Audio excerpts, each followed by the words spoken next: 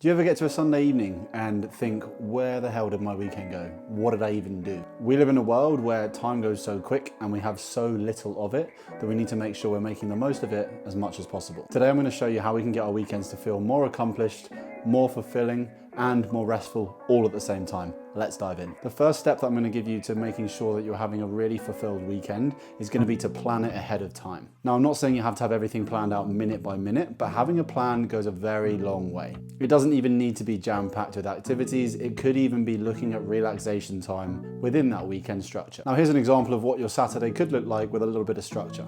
Wake up, have a coffee, and put some YouTube on. 9 a.m, head into the gym for a session or head out for a run. 11 a.m. could be a dog walk with friends or family. 1 p.m. could be lunch and then afternoon chill. 4 p.m. could be cleaning the car.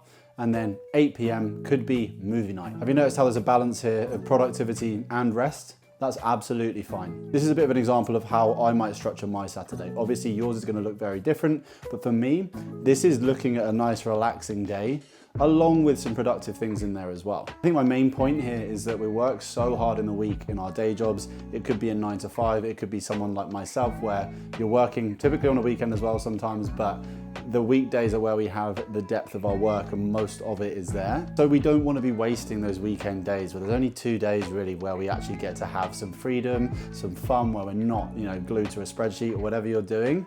And then, in this way, you're going to get to the end of Sunday and go, oh, I ticked off so many things, I feel so good, and I can go into my week feeling fresh. Step 2. Cook a recipe that you wouldn't do during the week. If you're like me, your Instagram is flooded with really nice looking recipes, but things that you would never look to do on a weekday because you just feel like you don't have enough time. You'll never catch me making an hour-and-a-half long recipe on a Wednesday night. No chance. What I would do here is find a recipe that you really like the look of, but something a little bit more complex than you usually do. Maybe it's something that involves a little bit more of an expensive piece of meat, for example. This could be like we did some beef short rib the other day, and they cost probably like £18 for 2 ribs, one for each of us. But it's obviously not something I would do on a weekday, and it was kind of instead of going to a restaurant anyway, so it worked. But that was a recipe that I really wanted to try out, and try and think about it as well as not just the actual food that you're eating, but the experience of, enjoying cooking and then getting that end result of actually getting that really nice food to share with others as well. Step 3, shop smarter, not harder. This is a big game changer that I've only actually experienced for the last few months, but I love it.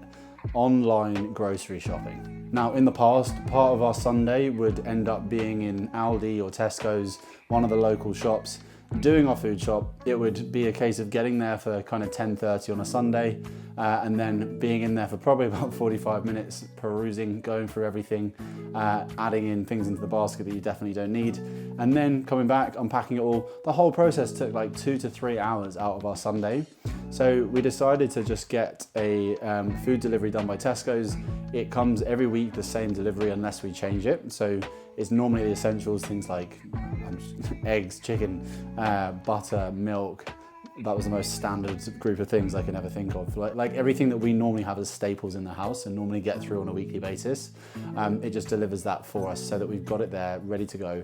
And it just means that we get our Sundays back. Instead of having to spend 3 hours of it doing that, what we have now is at 9:30 a.m. it arrives on a Sunday morning. We unpack it, put it in the cupboards in literally 10-15 minutes. And then we have Hello Fresh that comes as well, which is a food delivery service. We do that for 4 nights a week. So that comes at 10 a.m. And then by 10:15, we've literally got all our food away and we haven't even had to leave the house. What I find that this does, like the main thing for me is obviously it saves time, but also decision fatigue, okay? So if you think about, again, in the weekdays where we're working really hard, we're trying to make sure that we're staying on top of everything in our day job, the last thing you want to do is have your Sunday ruined by having to go do the food shop. Yes, fine, sometimes it's enjoyable to look at what's in the middle aisle in Lidl, but most of the time I'd rather be doing something else with my Sunday. Trust me, it is a lifesaver. Okay, number 4 is limiting your alcohol intake. Hear me out here. Limiting your alcohol might actually be one of the easiest ways to make your weekend more productive. So picture this, a standard Sunday for a lot of people where you've been out on Saturday, had a few too many drinks, you feel lethargic, you have no energy, and all you are doing is craving that Sunday evening takeaway like a Domino's, for example. Now, if we flip that on its head and we've had a nice evening out with friends on the Saturday, but with limited to no alcohol. And then you wake up on the Sunday feeling fresh, you're ready to go. You're ready to go out on a walk, go to a coffee shop, do some exercise, all these things that are gonna be productive things that you can do on that Sunday.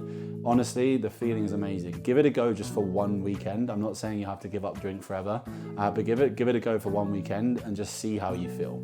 Now, bonus tip number 5 is gonna be making Sundays count. I feel like a lot of the time we look at our weekends as being Saturday as the main event, the main day of the weekend. The Friday's the build up leading into it, Saturday's the main event, and then Sunday is the day where you're picking up the pieces of what happened on Saturday.